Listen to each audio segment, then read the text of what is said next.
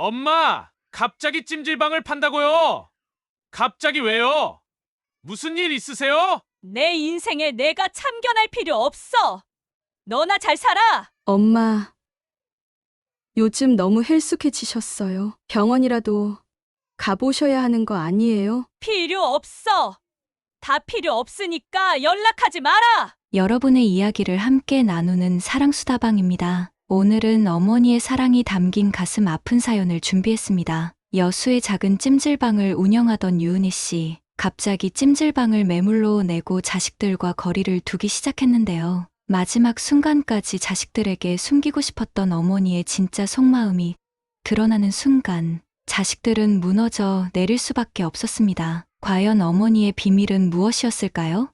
함께 들어보시죠. 안녕하세요. 저는 여수의 작은 바닷가 마을에서 찜질방을 운영하고 있었습니다. 매일 아침 따뜻한 온돌방의 온도를 확인하고 수건을 정리하면서 하루를 시작했습니다. 20년 넘게 제 삶의 터전이자 자식들의 학비를 책임진 소중한 일터였습니다. 큰 아들 성우는 공무원이 되어 전주에서 일하고 있었고, 작은 딸 다은이는 서울에서 대학교 3학년으로 열심히 공부하고 있었습니다. 매일 아침 7시, 저는 찜질방 입구에 서서 단골 손님들을 맞이했습니다. 어서 오세요 하고 인사를 건네면 아침 운동하고 오시는 어르신들이 반갑게 웃으며 들어오셨지요. 20년 넘게 운영해온 찜질방이라 손님들 대부분이 이웃사촌이나 다름없었습니다. 찜질방 한켠에는 자식들의 사진이 걸려 있었습니다. 성우가 공무원 시험에 합격했을 때 찍은 사진과 다은이가 대학교 입학식 날 찍은 사진이었지요. 손님들이 아들, 딸 정말 잘 키우셨네요. 라고 말할 때마다 가슴 한구석이 따뜻해졌습니다. 매주 토요일 저녁이면 성우에게서 전화가 왔습니다. 엄마, 이번 주는 어떠셨어요? 라는 말로 시작해서 자기 일터 이야기를 들려주곤 했지요. 다은이는 바쁜 와중에도 카카오톡으로 자주 안부를 물었습니다. 엄마, 오늘도 일찍 일어나셨어요?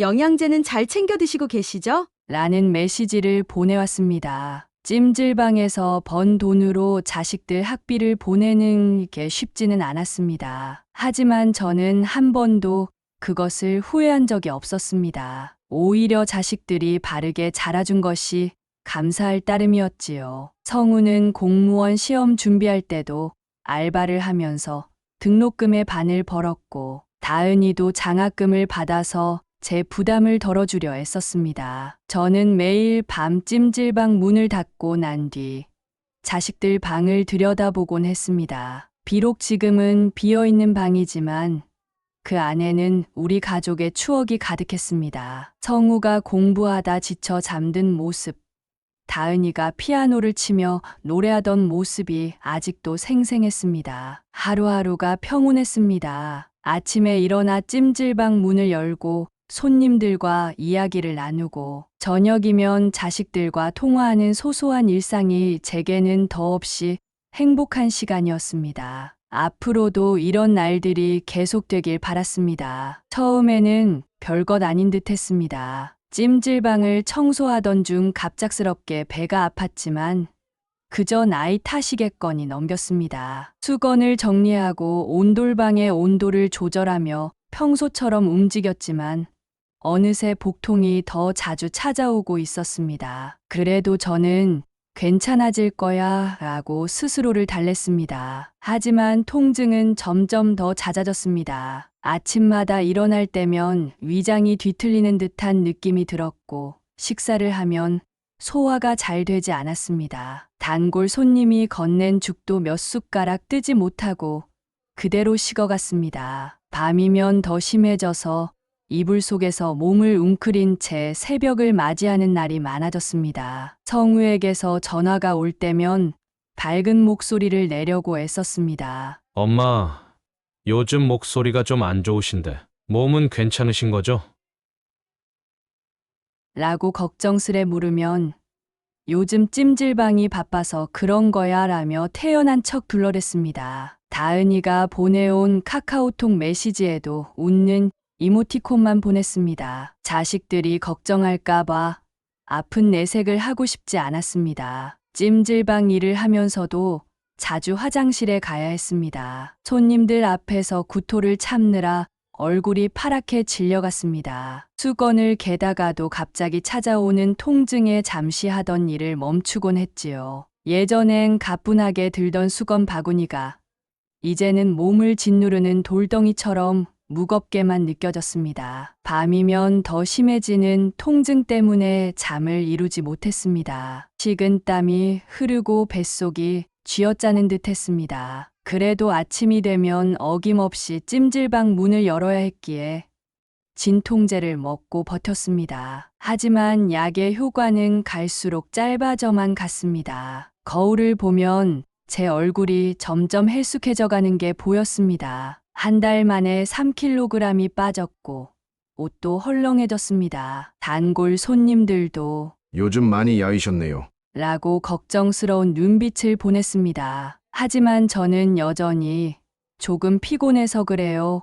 곧 나아질 거예요. 라며 웃어넘겼습니다. 이제는 밥을 먹는 것도 고통이 되었습니다. 한 숟가락을 뜨면 위장이 거부하는 듯 했고 물조차도 제대로 넘어가지 않았습니다. 밤마다 찾아오는 통증은 더욱 악화되어 이불을 부여잡고 끙끙 앓는 날들이 늘어갔습니다. 그렇게 한 달이 지나고 더 이상은 참을 수 없을 만큼 통증이 심해졌습니다. 아침에 일어나 찜질방 문을 여는 것조차 힘겨워졌고 화장실에서 토하는 일이 잦아졌습니다. 결국 저는 병원에 가기로 결심했습니다. 찜질방 문을 닫고 여수의 큰 병원으로 향했습니다. 접수대에서 몸 상태를 설명하는데도 힘이 들었습니다. 진료실로 들어가면서도 큰 병은 아니겠지 하는 마음이었습니다. 단순 위염이나 소화불량일 거라고 스스로를 달래면서 말입니다. 의사는 제 증상을 듣고 정밀 검사가 필요하다고 했습니다. CT 촬영실로 향하는 복도가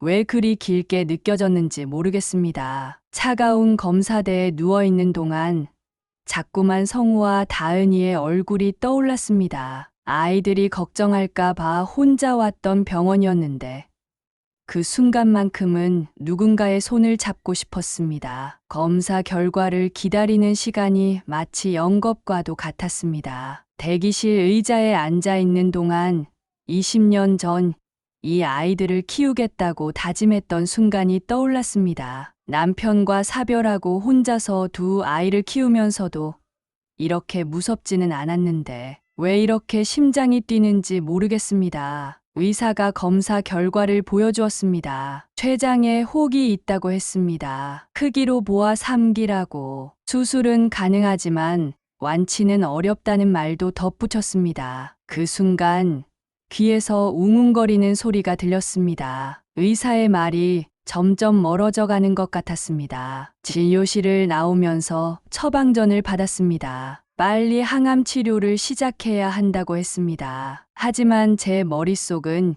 이미 다른 생각으로 가득 찼습니다. 성우와 다은이, 이제 겨우 자리 잡은 아이들의 삶이 떠올랐습니다.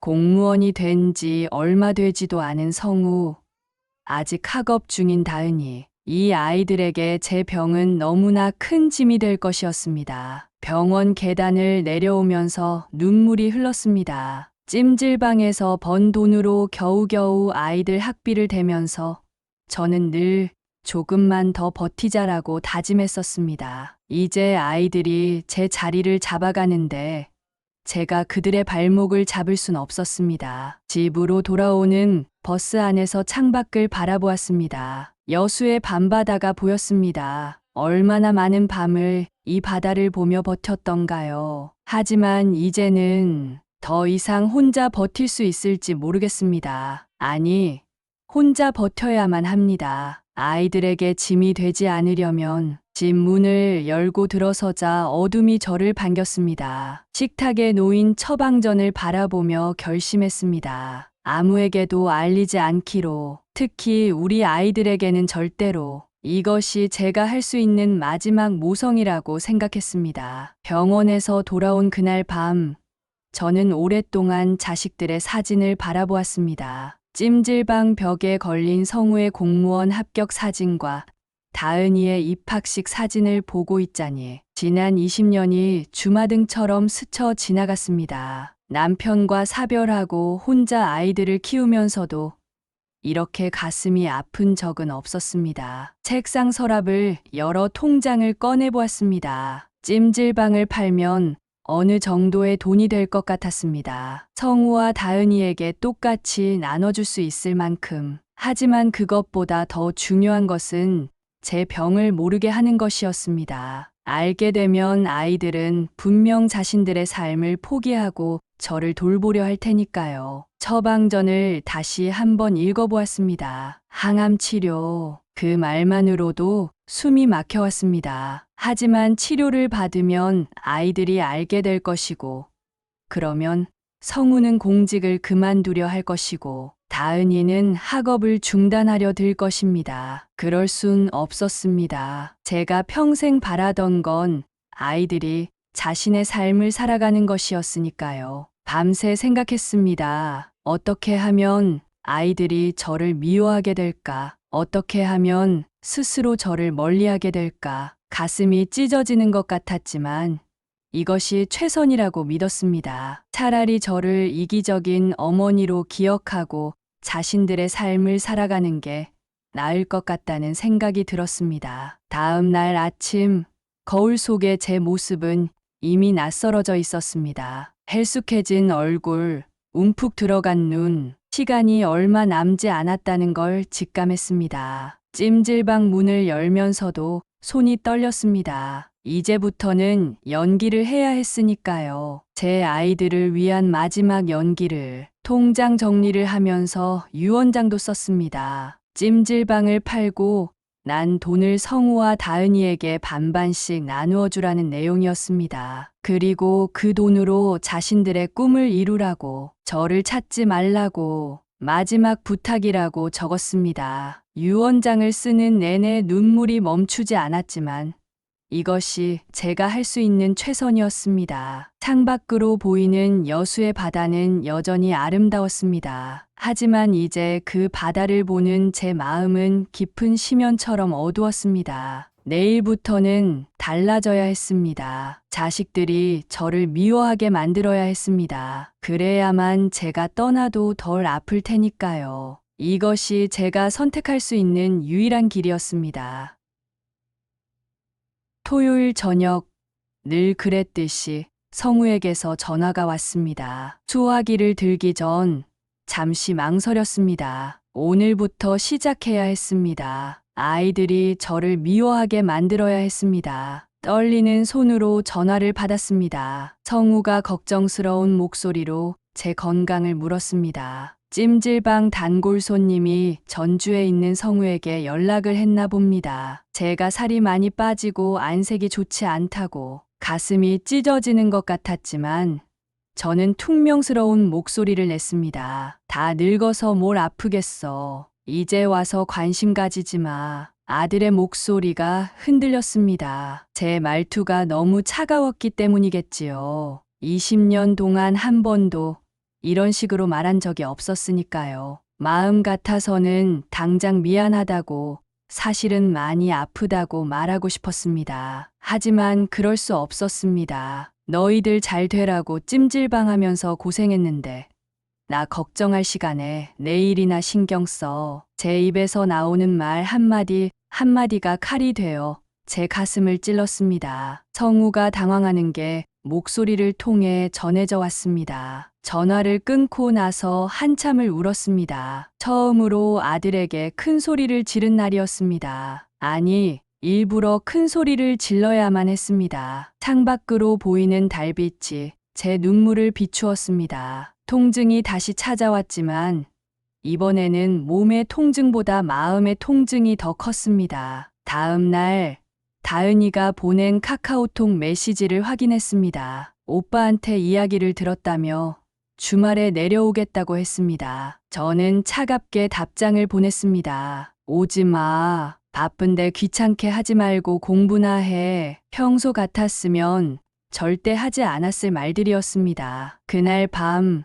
혼자서 진통제를 삼켰습니다. 몸의 통증보다 더 견디기 힘든 것은 제 아이들의 마음에 상처를 내야 한다는 사실이었습니다. 하지만 이것이 그들을 위한 최선이라고 스스로를 다독였습니다. 시간이 지나면 이해해 주겠지. 제가 떠난 후에는 이 선택이 그들을 위한 것이었음을 알게 되겠지. 아픈 것을 숨기는 것보다 더 힘든 것은 사랑하는 사람들을 밀어내는 일이었습니다. 하지만 이제 돌이킬 수 없었습니다. 제 선택이었으니까요. 아이들이 저를 미워하게 만들어서 제가 떠났을 때 덜 아프게 하는 것. 그것이 제가 할 수 있는 마지막 모성이었습니다. 다은이가 찜질방에 예고 없이 찾아왔습니다. 수업이 일찍 끝났다며 짐을 들고 서 있는 모습을 보는 순간 가슴이 무너져 내렸습니다. 얼마나 보고 싶었던 얼굴인지. 하지만 저는 차갑게 돌아섰습니다. 왜 왔어? 누가 오래? 딸아이의 얼굴이 굳어졌습니다. 평소에 저였다면 달려가 안아주었을 텐데 이제는 그럴 수 없었습니다. 오히려 더 매정하게 대해야 했습니다. 엄마가 요즘 많이 힘들어 보여서. 라고 말하는 다은이의 목소리가 떨렸습니다. 내가 뭘 안다고 그래?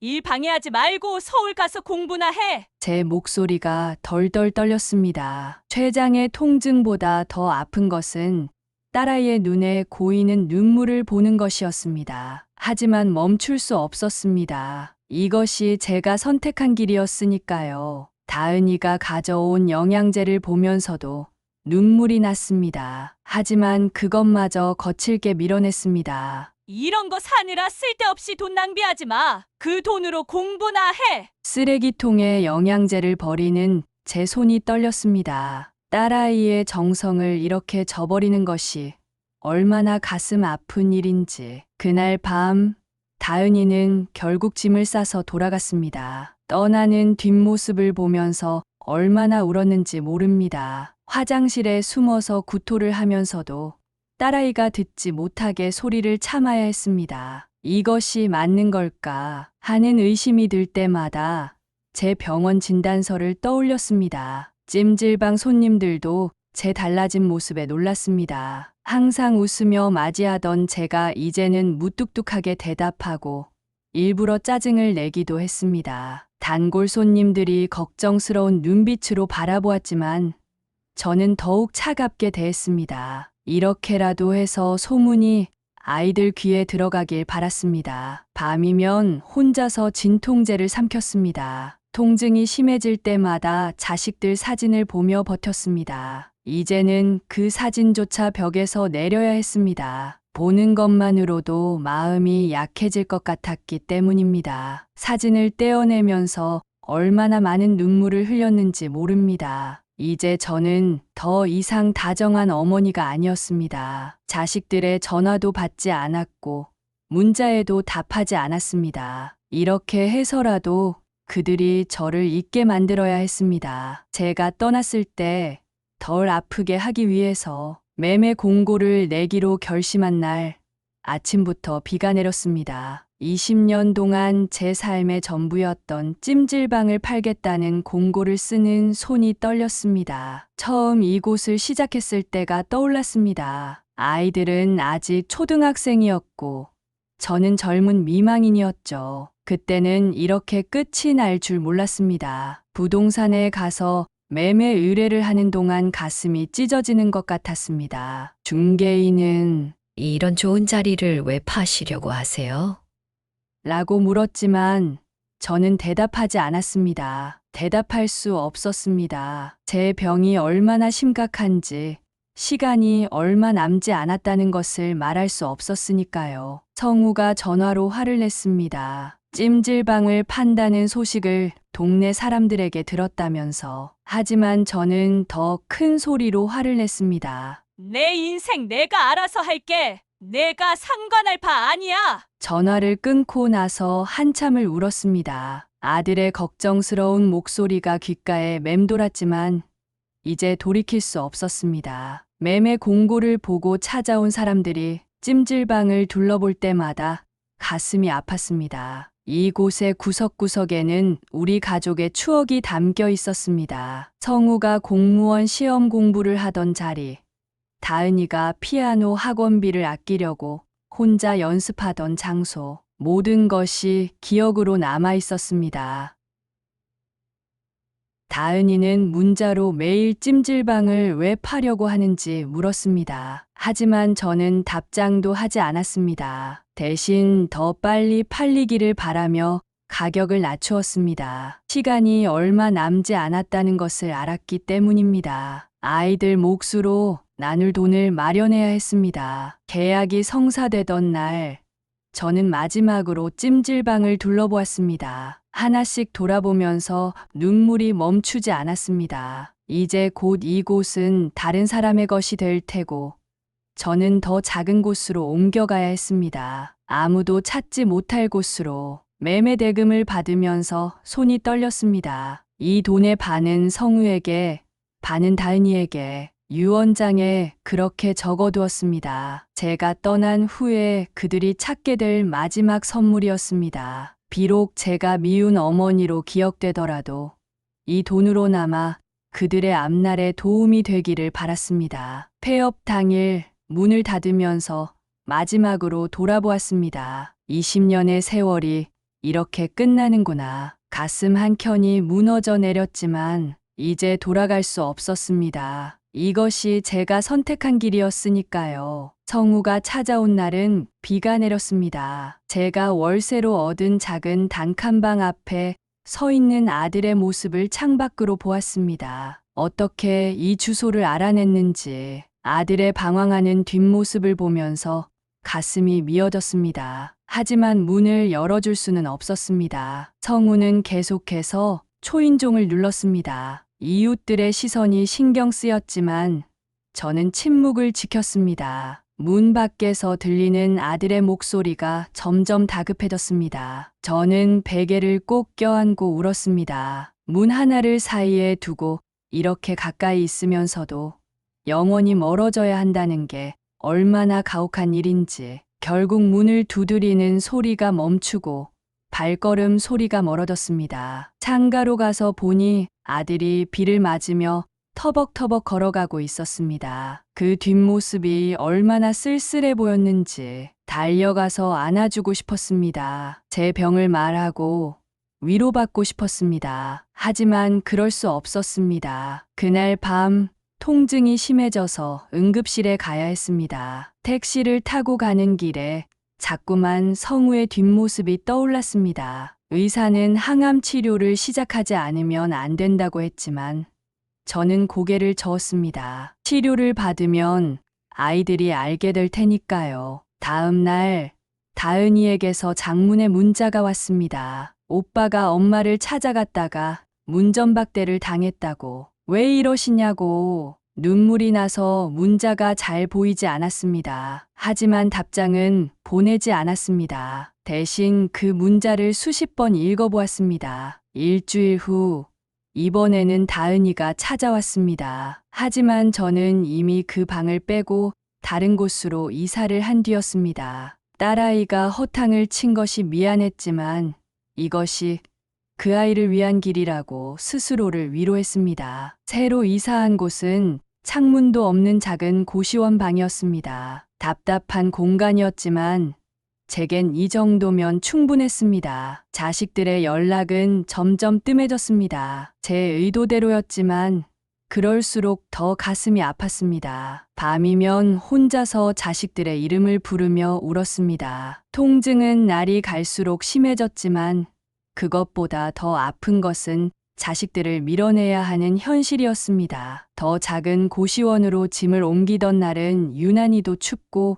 비가 내렸습니다. 찜질방에서 받은 돈은 이미 공증을 끝내고 자식들 앞으로 해놓았습니다. 제게 남은 것이라고는 몇 벌의 옷가지와 기초 생활용품뿐이었습니다. 짐을 정리하면서 문득 이것이 마지막 이사가 될 것이라는 생각이 들었습니다.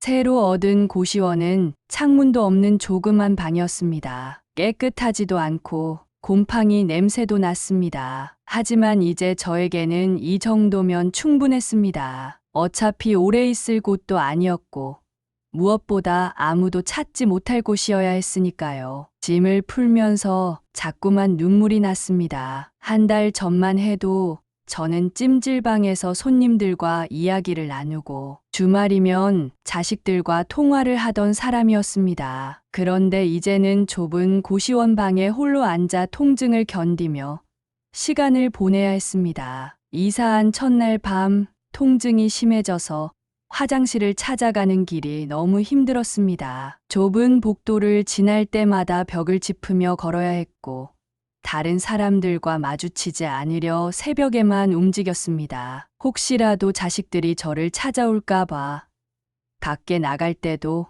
마스크와 모자로 얼굴을 가렸습니다. 고시원 주인에게는 제 이름 대신 가명을 알려주었습니다. 혹시라도 누군가가 저를 찾아오더라도 모른다고 해달라고 부탁했습니다. 주인은 의아해 하는 눈치였지만 선불로 넣어준 석달치 월세 때문인지 별다른 말은 하지 않았습니다. 밤이면 옆방에서 들리는 소리에 잠을 설쳤습니다. 누군가의 코 고는 소리, 다른 누군가의 한숨 소리, 이런 소리들 속에서 저는 더욱 외로워졌습니다. 성우와 다은이는 잘 지내고 있을까? 그들의 일상을 더 이상할 수 없다는 게 가장 큰 아픔이었습니다. 매일 밤 진통제를 먹으면서도 기도했습니다. 자식들이 저를 찾지 못하기를, 그들이 저를 잊고 자신들의 삶을 살아가기를. 하지만 그럴수록 더 보고 싶어졌습니다. 창문도 없는 이 작은 방에서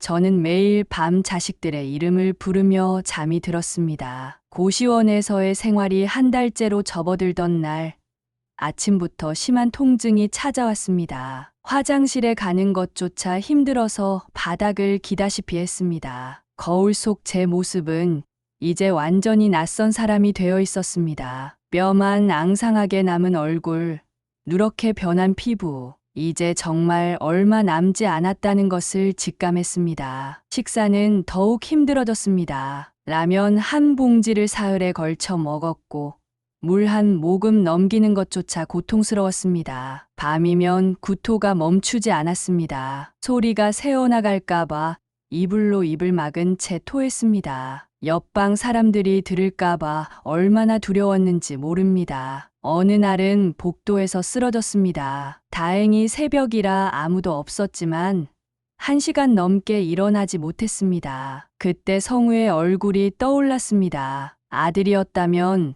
저를 업어서 병원으로 데려갔을 텐데. 하지만 이제 그런 상상은 사치였습니다. 찜질방을 운영할 때는 매일 아침 일찍 일어나 손님들을 맞이했는데 이제는 정오가 되어도 일어나기 힘들었습니다. 몸무게는 계속 빠져서 35kg까지 내려갔습니다. 옷은 걸어다니는 옷걸이처럼 헐렁해졌고 머리카락도 한 움큼씩 빠져나갔습니다.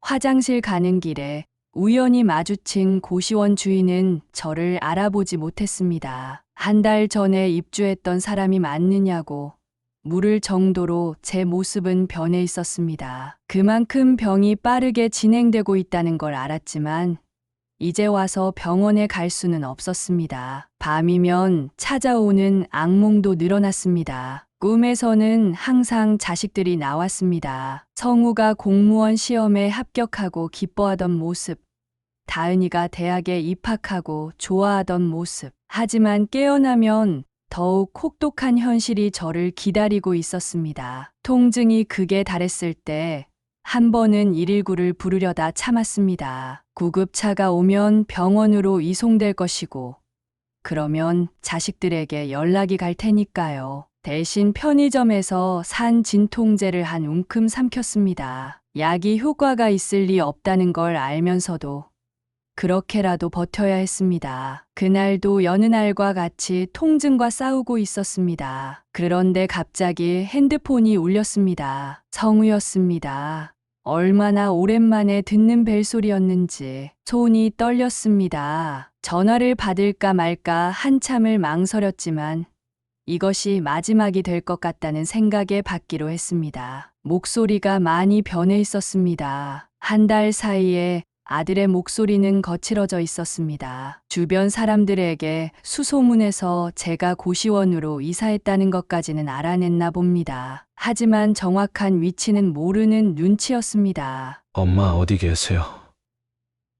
제발 말씀해 주세요. 가슴이 찢어질 것 같았습니다. 아들의 애원하는 목소리를 들으면서도 차갑게 대답해야 했습니다. 내가 왜 알려고 해? 효자 코스프레 하지 마. 너희들 인생이나 살아. 말을 하면서도 눈물이 멈추지 않았습니다. 성우가 울먹이는 소리가 들렸습니다. 엄마, 우리가 잘못했어요. 제발 돌아오세요.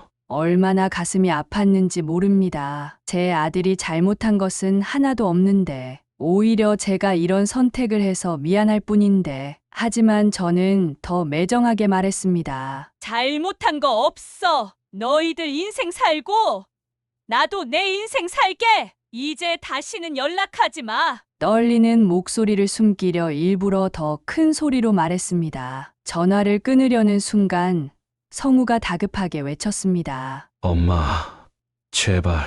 하지만 저는 그의 말이 끝나기도 전에 전화를 끊어버렸습니다. 전화를 끊고 나서 한참을 울었습니다. 이것이 마지막이 될 것을 알았기 때문입니다. 이제 더 이상 아들의 목소리를 들을 수 없을 것이고, 딸의 얼굴도 볼 수 없을 것입니다. 하지만 이것이 최선이었습니다. 제가 선택한 마지막 모성이었습니다. 핸드폰을 베개 밑에 넣어두고 통증을 견디며 누웠습니다. 이제 정말 끝이구나. 창문도 없는 이 작은 방에서 저는 자식들의 얼굴을 떠올리며 눈을 감았습니다. 더 이상의 연락은 없었습니다. 아이들도 이제 포기한 걸까요? 그랬으면 좋겠다고 생각하면서도 한편으로는 너무나도 서글펐습니다. 통증이 가장 심했던 그날 밤, 저는 마지막 유언장을 쓰기 시작했습니다. 떨리는 손으로 펜을 쥐었습니다.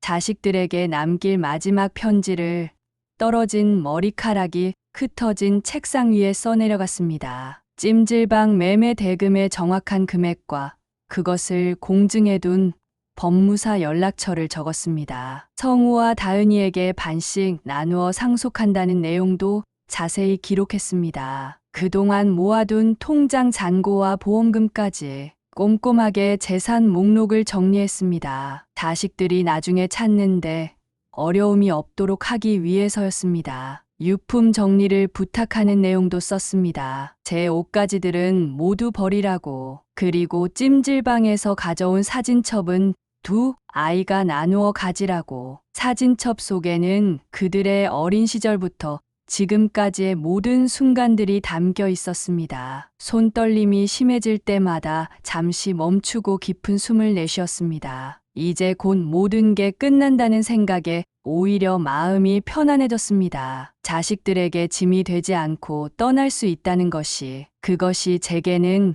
가장 큰 위로였습니다. 마지막으로 제 병원 진단서를 봉투에 넣었습니다. 자식들이 나중에라도 제 선택을 이해하길 바라는 마음에서였습니다. 그리고 그들의 사진을 한 장씩 꺼내 바라보았습니다. 성우의 공무원 합격 사진, 다은이의 대학 입학식 사진, 제 인생에서 가장 자랑스러웠던 순간들이었습니다. 다 쓴 유언장을 읽어보면서 눈물이 멈추지 않았습니다. 이것이 제가 자식들에게 남기는 마지막 말이 될 것이라고 생각하니 가슴이 미어졌습니다. 하지만 후회는 없었습니다. 이것이 제가 할 수 있는 최선이었으니까요. 창문도 없는 고시원 방에서 마지막 밤을 보내고 있었습니다. 통증이 점점 더 심해져서 이제는 몸을 움직이는 것조차 힘들었습니다. 진통제를 삼키려 해도 목으로 넘어가지 않았습니다. 식은땀이 온 몸을 적셨고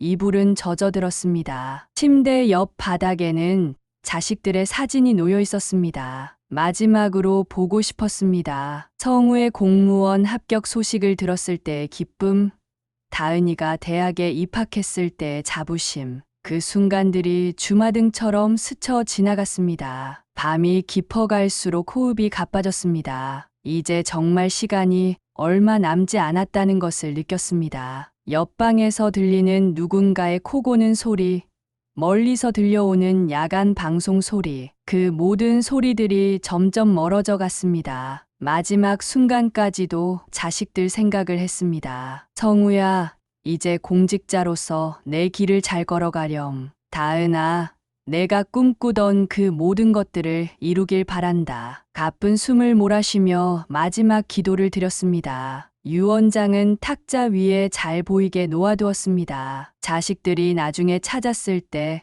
바로 볼 수 있도록. 그리고 그 옆에는 찜질방 매매 대금을 공증해둔 서류도 함께 있었습니다. 이것이 제가 아이들에게 줄 수 있는 마지막 선물이었습니다. 의식이 점점 흐려지면서도 마음은 이상하게 평온했습니다. 자식들에게 짐이 되지 않고 떠날 수 있다는 안도감, 그것이 제게는 위안이 되었습니다. 숨이 점점 가빠지면서 저는 마지막으로 자식들의 이름을 불렀습니다. 며칠 뒤 노란 은행잎이 흩날리던 10월의 아침이었습니다. 고시원을 청소하던 주인은 203호실에서 나는 이상한 냄새를 맡았습니다. 불안한 마음에 문을 두드렸지만 아무런 대답이 없었습니다. 신고를 받고 출동한 경찰이 문을 열었을 때 유은희 씨는 이미 이 세상 사람이 아니었습니다. 창 없는 좁은 방, 낡은 침대 위에서 그녀는 고요히 눈을 감은 채 누워 있었습니다. 침대 옆 탁자 위에는 자식들의 사진과 꼼꼼히 쓴 유언장만이 남아 있었습니다. 마지막 순간까지도 자식들을 생각했던 한 어머니의 안타까운 최후였습니다. 마지막 전화통화가 있고 한 달이 지난 늦가을, 성우와 다은은 경찰서에서 한 통의 전화를 받았습니다. 여수의 한 고시원에서 그들의 어머니가 발견되었다는 소식이었습니다. 두 남매는 서둘러 여수로 내려왔고 고시원 203호실 앞에 도착했습니다. 좁은 방문이 열리자 곰팡이 냄새가 물씬 풍겨나왔습니다. 창문도 없는 단칸방, 낡은 침대, 물기가 스며든 벽지. 이곳이 그들의 어머니가 마지막을 보낸 곳이었습니다. 방 안에는 옷가지 몇 벌과 기초 생활용품만이 덩그러니 놓여 있었습니다. 탁자 위에서 발견된 유언장, 그것은 어머니가 자식들에게 남긴 마지막 메시지였습니다. 떨리는 손으로 편지를 펼치던 순간 봉투 안에서 병원 진단서가 떨어졌습니다. 췌장암 말기. 그제야 두 남매는 어머니의 선택이 무엇을 의미했는지 깨달았습니다. 성우는 어머니가 마지막으로 누웠던 침대에 앉아 흐느꼈습니다. 한 달 전 이곳을 찾아왔을 때 문 밖에서 발걸음을 돌린 것이 그렇게 후회되었습니다. 다은은 바닥에 떨어진 머리카락을 발견하고는 그 자리에 주저앉아 울었습니다. 얼마나 아프고 힘드셨을까. 그 고통을 혼자서 견디셨다는 생각에 가슴이 미어졌습니다. 유언장에는 찜질방 매매 대금이 공증되어 있다는 내용과 함께 그동안의 모든 것이 자식들을 위한 선택이었다는 고백이 담겨 있었습니다. 너희에게 짐이 되고 싶지 않았다는 어머니의 마지막 말에 두 남매는 서로를 부둥켜 안고 오열했습니다. 방 구석에서 발견된 진통제들, 구겨진 영수증들, 그리고 곱게 접혀있던 남매의 사진, 모든 것이 어머니의 마지막 시간을 말해주고 있었습니다. 찜질방을 정리하고 받은 돈을 자식들을 위해 남겨두면서도 정작 본인은 이런 곳에서 홀로 끝을 맺으셨다는 사실에 두 남매의 가슴은 무너져 내렸습니다. 경찰은 이미 며칠 전에 돌아가신 것으로 추정된다고 했습니다. 마지막 순간에 아무도 곁에 없었다는 사실이 두 남매의 마음을 더욱 아프게 했습니다. 어머니가 그토록 차갑게 대했던 이유를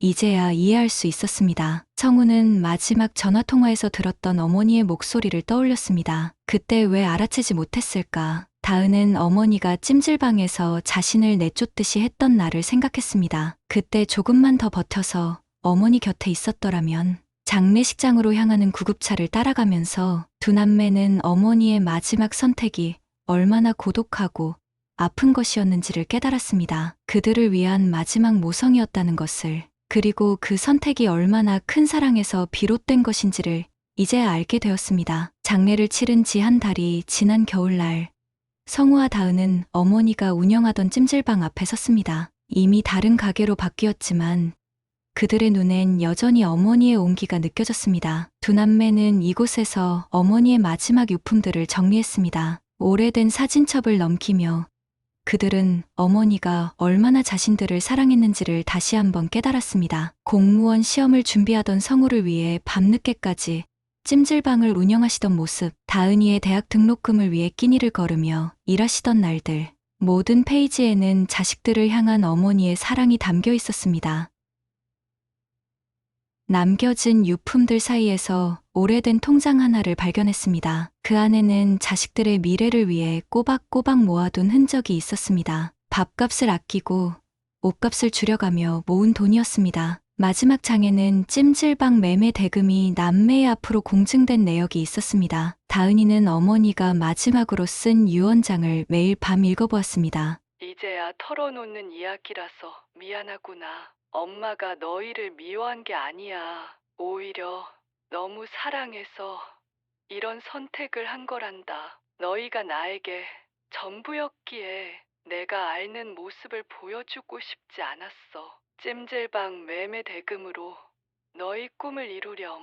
그게 엄마의 마지막 소원이야. 내가 떠나도 너희는 반드시 행복해야 한다. 라는 유언장을 읽을 때마다 눈물이 멈추지 않았습니다. 성우는 어머니의 마지막 모습을 담은 사진을 지갑에 넣고 다녔습니다. 그것이 자식으로서 할 수 있는 마지막 효도라고 생각했습니다. 두 남매는 어머니가 남긴 돈으로 작은 추모 공간을 마련했습니다. 찜질방이 있던 골목 어귀에 작은 벤치를 놓고 매주 그곳에서 어머니를 추억했습니다. 지나가는 동네 사람들은 여전히 유은희 씨의 아이들. 이라고 부르며 반갑게 인사를 건넸습니다. 성우는 공무원으로서 더욱 성실히 일했고 다은이는 학업에 매진했습니다. 그것이 어머니의 마지막 바람이었음을 알았기 때문입니다. 때로는 일상 속에서 문득 어머니가 떠오를 때면 그들은 서로에게 전화를 걸어 안부를 물었습니다. 어머니의 죽음이 남긴 것은 상처만이 아닌 더 깊어진 형제였습니다. 봄이 오고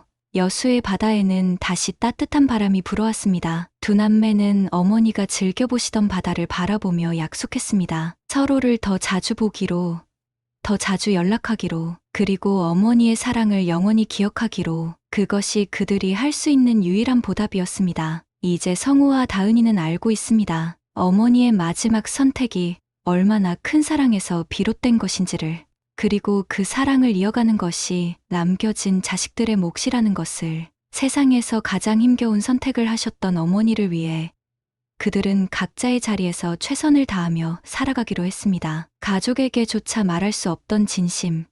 그 진심 속엔 얼마나 큰 사랑이 담겨 있었을까요? 평생 희생만 하던 어머니의 마지막 선택. 그 끝엔 깊은 고독이 있었습니다. 이 사연을 듣고 여러분의 마음속에 떠오르는 감정이 있나요? 사랑수다방은 여러분의 진심 어린 댓글과 응원의 메시지를 기다리고 있습니다. 구독과 좋아요, 알림 설정으로 더 많은 이야기를 함께 들어주세요. 다음에도 더 진한 감동과 함께 찾아뵙겠습니다. 오늘도 함께 해주셔서 감사합니다.